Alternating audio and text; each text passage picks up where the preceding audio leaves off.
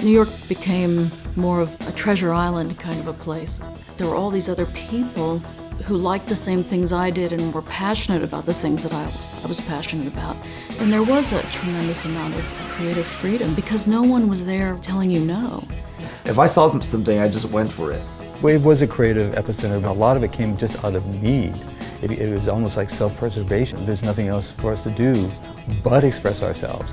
The art scene and the culture scene was booming in New York. That really led to that whole explosion of excitement.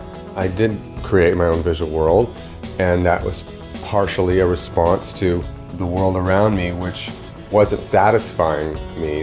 When I look back at it, we were saying what everybody felt. Every other city could relate to what these guys in New York City were doing. I need to make money, real money, because I have expenses. A film isn't free, processing isn't free. Living the lifestyle of the New York City artist kid isn't free because that includes drugs and alcohol. So I managed to start a production company while a film student and getting my first clients. Andy Warhol had gone in a parachute and he liked what was on this video installation that I made. I call up and it's Andy Warhol. It was really Andy Warhol. He gave the opportunity to young people to make something of themselves, be empowered, and if you could deliver, you're in.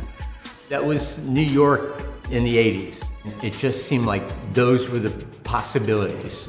To be able to meet Andy Warhol when we were 16 or 17 and Keith Haring and Kenny Scharf and Joey Arias and Klaus Nomi, this kind of like rebellious yet little rascals kind of culture was really important because it can't be too precious. You gotta dream and you gotta, you have to have that eruption of creativity. Yeah. Really, you were just doing what you were doing. You didn't think it was gonna be your profession. Yeah. So you have Run DMC, Grandmaster Flash, Basquiat, Kenny Scharf, Keith Haring, Klaus Nomi. It just seemed like everyone was paying attention to New York for the right reasons.